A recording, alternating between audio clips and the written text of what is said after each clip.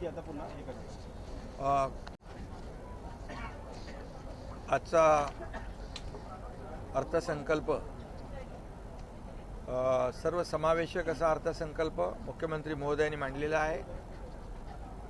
खरं म्हणजे आज अजितदादांची जी काही कमी आम्हाला नक्कीच जाणवली, कारण अजितदादांनी 11 वेळा अर्थसंकल्प मांडला होता आणि अतिशय शिस्तबद्ध आणि काटकसर आणि योग्य ठिकाणी योग्य कामासाठी तरतूद अशा प्रकारचा त्यांचा अर्थसंकल्प असायचा. आणि दुर्दैवाने त्यांचा दुःखद निधन झाल्यामुळे या अर्थसंकल्पावर देखील दुःखाचं सावट आहे. परंतु मुख्यमंत्री महोदयांनी एक अर्थमंत्री म्हणून आजचा जो अर्थसंकल्प मांडलेला आहे तो खऱ्या अर्थाने अजितदादांना एक श्रद्धांजली देणाराच अर्थसंकल्प आहे. कारण त्यामध्ये सर्वसमावेशक असा हा अर्थसंकल्प आहे. त्यामुळे याच्यामध्ये एक अभ्यासू आणि दूरदृष्टी असलेला अर्थमंत्री वित्तमंत्री आपण महाराष्ट्राने पाहिलेला आहे. त्याच्यामध्ये हा एक विजनरी अर्थसंकल्प आहे आणि विकसित महाराष्ट्र 2047 कडे खंबीरपणे वाटचाल करणार आहे. जसं देशाचे प्रधानमंत्री नरेंद्र मोदीजींचं विकसित भारत 2047 कडे वाटचाल सुरू आहे आणि म्हणून त्यामध्ये मोठ्या प्रमाणावर योगदान देणारा हा महाराष्ट्राचा अर्थसंकल्प आज आपण पाहिलेला आहे. आणि मी त्यामुळे खऱ्या अर्थाने मुख्यमंत्री महोदयांना ॲज अ वित्तमंत्री म्हणून त्यांचं अभिनंदन करतो, कारण त्यांनी सर्वसमावेशक हा अर्थसंकल्प या ठिकाणी मांडलेला आहे. आणि त्यामध्ये संपूर्णपणे पायाभूत सुविधा, लास्ट माईल कनेक्टिव्हिटी, यामध्ये रस्ते, त्याचबरोबर रेल्वे, मेट्रो, जलवाहतूक या सगळ्याचं कनेक्टिव्हिटी त्यांनी दिलेली आहे.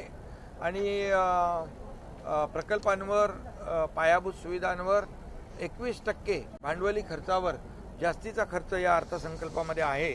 आणि मी पुन्हा एकदा सांगतो, मगाशी देखील सांगितलं, ज्या राज्यामध्ये पायाभूत सुविधांवर जास्त खर्च होतो, पायाभूत सुविधा मोठ्या प्रमाणावर ज्या राज्यामध्ये सुरू असतात, त्याचा ग्रोथ आणि त्याचा विकास गतीने होत असतो.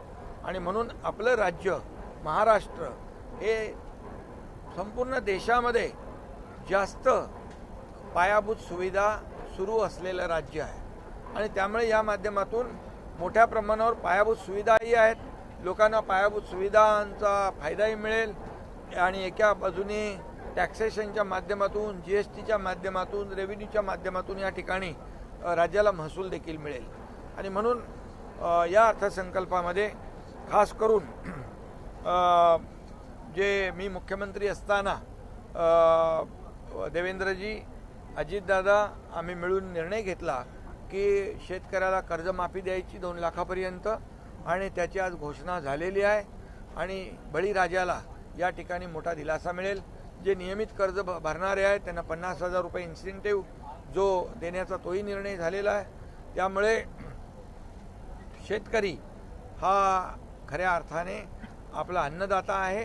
आणि म्हणून आम्ही नेहमी सांगतो की आपल्या महाराष्ट्राच्या तिजोरीवर पहिला अधिकार बळीराजाचा आहे, शेतकऱ्याचा आहे. हे आजच्या अर्थसंकल्पामधून कर्जमाफी ची घोषणा करून आपण सिद्ध केलेलं आहे. आणि म्हणून आम्ही जे बोलतो ते करून दाखवतो, ते आम्ही करून दाखवलेलं आहे. आणि त्याचबरोबर मुख्यमंत्री माझी लाडकी बहीण योजना जी आहे ती सुरू ठेवलेली आहे.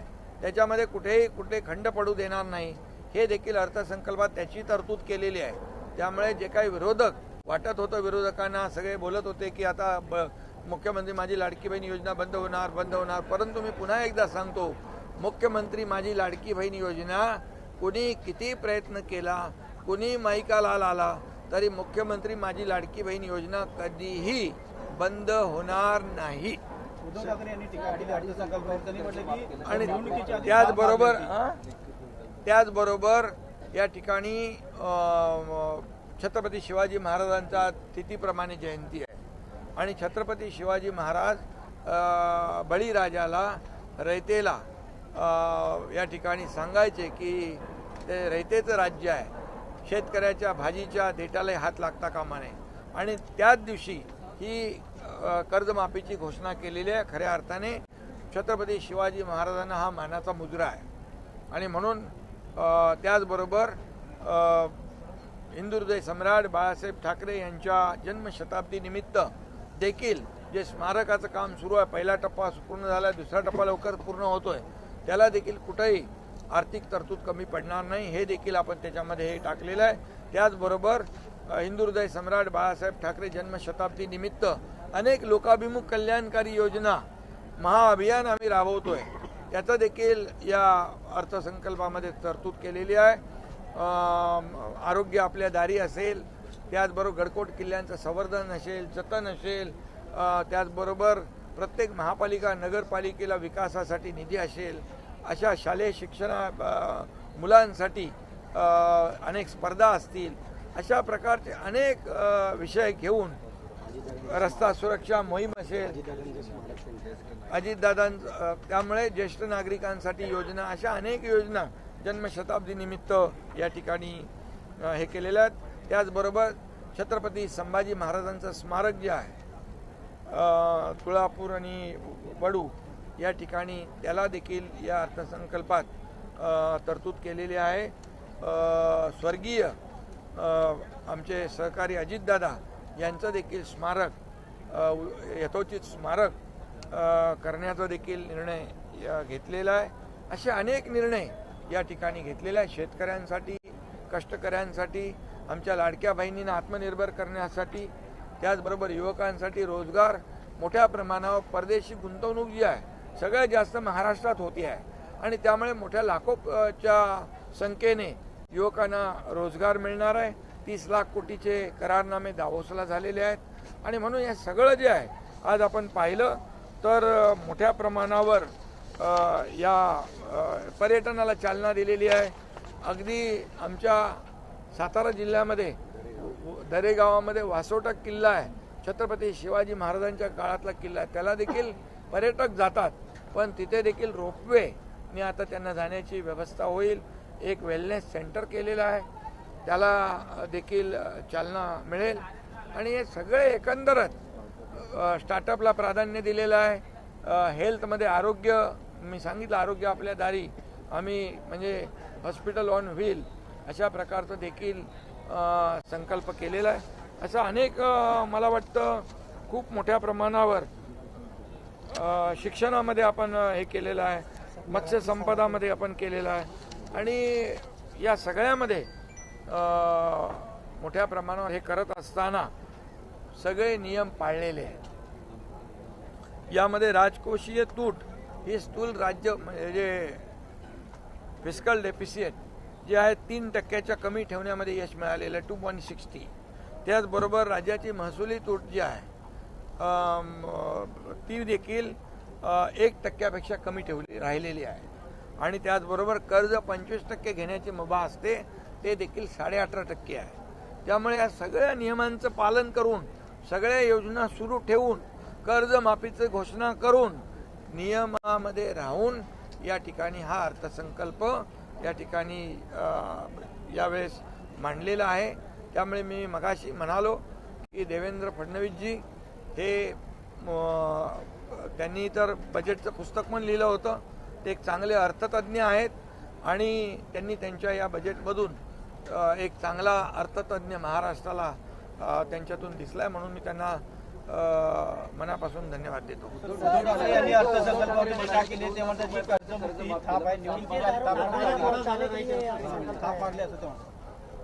खरं म्हणजे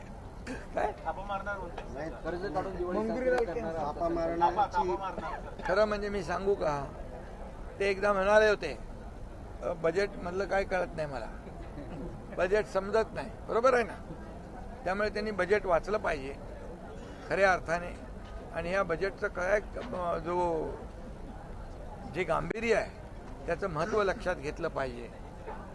खरं म्हणजे आरोप करणाऱ्याला जे काम करत नाही त्यांना आरोप करणं, विरोधकांना आरोप करण्याशिवाय दुसरं काही शिल्लक राहिलेलं नाही. त्यामुळे 3.5 वर्ष ते आरोपच करतायत आणि आरोपच करतायत. आम्ही आरोपाला कामातून उत्तर देतोय. त्यामुळे आजचा जो अर्थसंकल्प आहे हा अर्थसंकल्प गोरगरीब जनतेसाठी आहे. आम्ही म्हणतो सर्वसामान्यांचं सरकार आहे आणि म्हणून या सर्वसामान्यांसाठी हा अर्थसंकल्प आहे आणि म्हणून त्यांना आरोप करू द्या.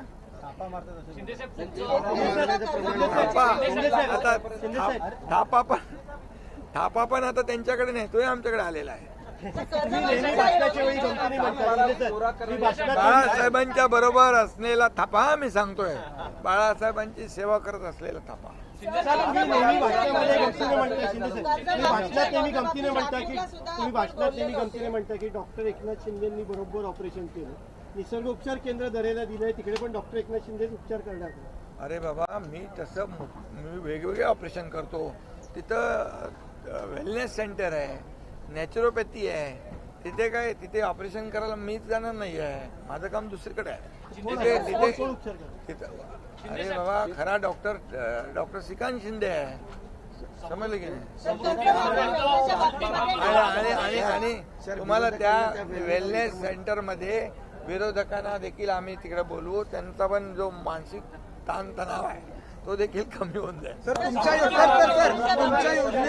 तुमच्या योजनेवरती विरोधकांनी टीका केलेली आहे की निवडणुकीच्या आधी 2100 रुपये करणार होते, मात्र आता फक्त तरतूद केलेली आहे मुख्यमंत्री माझी लाडकी बहीण योजनेसाठी, मात्र 2100 रुपये केले. अरे आम्ही सांगतो ना, आम्ही म्हणायचो कर्जमाफी आम्ही करणार. कर्जमाफी या ठिकाणी करून आम्ही दाखवली. बोलतो ते आम्ही करतो. प्रिंटिंग मिस्टेक म्हणणारे आम्ही नाही. आणि आज कर्जमाफी झालेली आहे. त्याचबरोबर तुम्ही आज 2100 रुपयाचं जे लोक म्हणतात, जे लोक कोर्टात गेले ही योजना बंद पाडण्यासाठी, त्यांना तर अधिकारच नाही बोलण्याचा. पण आम्ही जे 2100 रुपये लाडक्या बहिणींचं बोललेलो आहोत ते 2100 रुपये पण योग्य वेळी आम्ही देणार. घोषणा करण्यात आल्या त्याच घोषणा परत आजच्या पहिल्या अर्थसंकल्पीय बजेटमध्ये करण्यात आलं. सोयाबीन 30 सप्टेंबर 2025 पर्यंत ज्यांची कर्ज थकबाकी आहे त्यांना 2 लाखापर्यंत कर्ज माफ करण्याचा निर्णय झालेला आहे. समृद्धी महामार्ग हा तुमचा ड्रीम प्रोजेक्ट. शक्तीपीठ हा जो मार्ग आहे त्याच्यासाठी काही तरतूद केली आहे का? समृद्धी महामार्गाचं काम झालेलं आहे आणि जे शक्तीपीठ आहे त्याचं जमीन अधिग्रहणासाठी, लँड ॲक्विजिशनसाठी तरतूद झालेली आहे. मुंबई गोवा महामार्गावरती आता टोल बसवला जाणार आहे.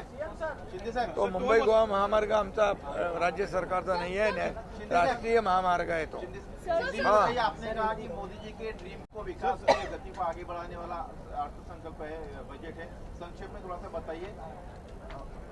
आज का अर्थसंकल्प जो है ये सर्व समावेशक है. मैं इतना ही कहूँगा कि आज हमारे उप मुख्यमंत्री अजीत दादा हमारे बीच नहीं है, लेकिन जो 11 बार उन्होंने अर्थसंकल्प यहाँ पर पेश किया था वो सर्वसमावेशक अर्थसंकल्प और पूरी तरह डिसिप्लिन, अनुशासन अर्थसंकल्प, अनुशासित अर्थसंकल्प होना चाहिए, ये उनका हमेशा कहना था.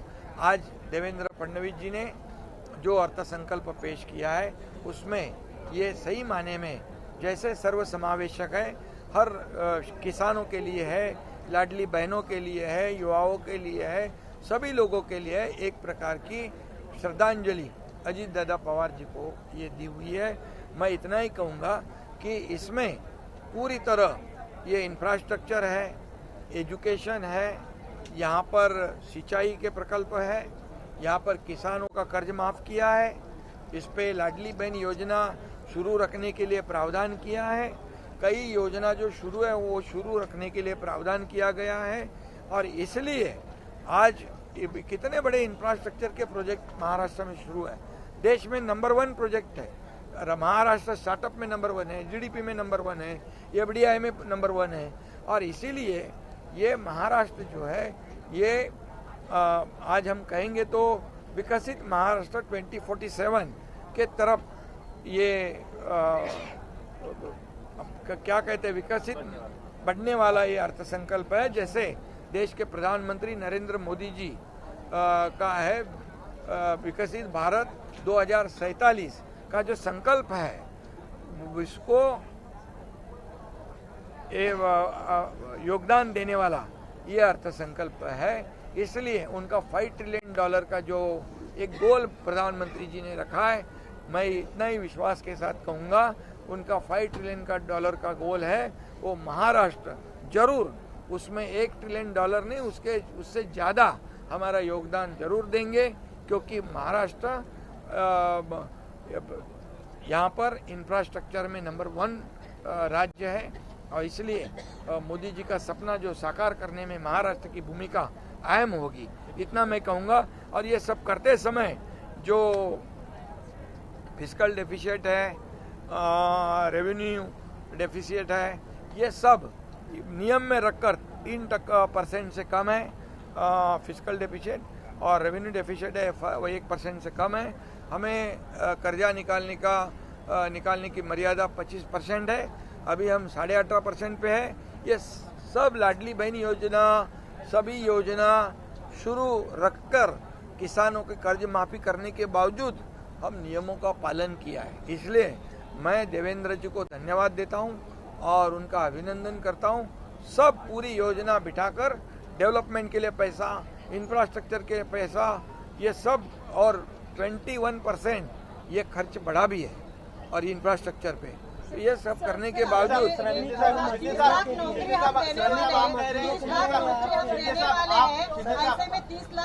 क्या रोजगार यहाँ के युवाओं को मिलेगा? महाराष्ट्र का युवा आज भी बेरोजगार है और आपने घोषणा की देखिए लड़कों को हमारे महायुति सरकार ने 1,25,000 तो सरकारी नौकरियां दी 3.5 सालों में, अभी 75,000 और दे रहे हैं, और अभी 30 लाख करोड़ का जो इन्वेस्टमेंट आया है स्किल डेवलपमेंट सेंटर के माध्यम से, ये बड़े पैमाने पर रोजगार मिल रहा है। गढ़चिरौली जैसे इलाके में जो नक्सलग्रस्त इलाका था, वहाँ पर हजारों लोग काम कर रहे हैं, वहाँ स्टील हब बन रहा है, वहाँ पर स्टील इंडस्ट्री आ रही है, और इसलिए इंफ्रास्ट्रक्चर के माध्यम से बड़े पैमाने पर, और जो विदेशी इन्वेस्टमेंट है, फॉरेन डायरेक्ट इन्वेस्टमेंट है, 30 लाख करोड़ के एमओयू तो अभी साइन किए, देवेंद्र जी गए थे और उदय सामंत, तो उससे बड़े पैमाने पर लाखों लोगों को रोजगार मिलेगा। ये तो सही बात।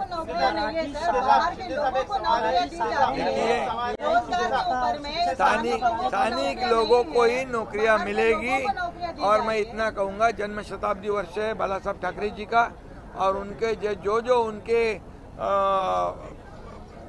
सपने थे उसे भी पूरा करने के लिए उनका स्मारक भी पूरा होगा, और शासन अपने द्वार पर जो हमने किया था, आरोग्य अपने द्वार पर, ये भी हम स्कीम लगा रहे। ये जो हमारे गढ़कोट किले जो है उसका संवर्धन करना, जतन करना, और ये सब उसमें रखकर झोपड़पट्टी मुक्त मुंबई, ये बाला साहब ठाकरे जी का सपना, 40 लाख लोगों को घर देना, ये भी उनके अभियान में, ये जो महाअभियान जो चलाएंगे उसमें ये बजट में उसके लिए भी प्रावधान किया है। इसलिए मैं इतना ही कहूँगा कि ये बजट जो है सर्वसमावेशक है और ये महाराष्ट्र को आगे बढ़ाने वाला है। अमेरिका आणि इस्रायलच्या युद्धाचा जिस तरह से युद्ध में फॉरेन विदेशी जो नीति है उसको लेकर राहुल गांधी, उनके पार्टी के नेता, तमाम जो विपक्ष है मोदी सरकार पर हमलावर है कि इन्होंने देश की विदेश नीति की दिया जो उड़ा दी है। देखिए, हर बार प्रधानमंत्री मोदी जी को बदनाम करना, उन पर आरोप लगाना, उनको टारगेट करना, ये विपक्ष की नीति रही है। ये विपक्ष की एक आदत बन गई है। ये प्रदेश में जाके, विदेश में जाके भी हमारे देश की बदनामी करते हैं, प्रधानमंत्री जी की बदनामी करते हैं। ये क्या देश प्रेम है? ये क्या देशभक्ति है? ये तो मैं कहूँगा देशद्रोह है। ये किसकी बात करते हैं? पाकिस्तान जब ऑपरेशन सिंदूर के समय में ये सब लोग पाकिस्तान की बोली बोल रहे थे। इनका प्रेम पाकिस्तान के ऊपर है क्या हिंदुस्तान के ऊपर है? और इसलिए मोदी जी के ऊपर कितने भी आरोप लगाओ, जितने आरोप लगाओगे उतनी देश की जनता उनके साथ चलेगी। और इसलिए मैं कहूँगा 2014 का इतिहास देखो, 2014 से पहले जितने स्कैम देखो, 2G स्पेक्ट्रम, कोयला घोटाला, कॉमनवेल्थ घोटाला, चारा घोटाला, और कौन सा घोटाला है, कितने घोटाले बहुत सारे हो गए। 2014 के बाद विपक्ष को एक भी दाग मोदी जी के ऊपर लगाने की हिम्मत की है? नहीं की है। इसलिए ये प्रदेश में जाके पाकिस्तान को लेके, अमेरिका को लेके मोदी जी के ऊपर आरोप लगाते। ये आरोप लगाना उचित नहीं है। प्रधानमंत्री जी को ये बार बार टारगेट करने का काम जो कांग्रेस कर रही है, इनको जनता उनकी जगह दिखा देगी। और जनता ये तो अभी अपना भारत मंडपम में दुनिया के लोग आए थे। ये इंडिया AI समिट में, वहाँ तो चड्डी बनियान गैंग बन के गए ये कांग्रेस वाले। ये क्या सिखाते हैं? ये पूरी देश की खुद की पार्टी के तो बेइज्जत कर दी उन्होंने, लेकिन विदेशी लोगों के सामने हमारी जो संस्कृति है उसको भी बिगाड़ने का काम उन्होंने किया। इसलिए मैं उनकी कड़ी निंदा करता हूँ। युद्धाची झळ आहे ही भारतालाही पोचू लागलेली आहे. व्यावसायिक पुरवठ्यातले जे गॅस आहेत त्यावरती आता निर्बंध येताना पाहायला मिळतात. येणाऱ्या काळांमध्ये यामध्ये केंद्र सरकारचं पूर्ण लक्ष आहे, मोदीजींचं लक्ष आहे, परराष्ट्र मंत्रालयाचं लक्ष आहे आणि महाराष्ट्राला, देशाला यामध्ये झळ पोचणार नाही याच्या बाबतीमध्ये ते काळजी घेतील.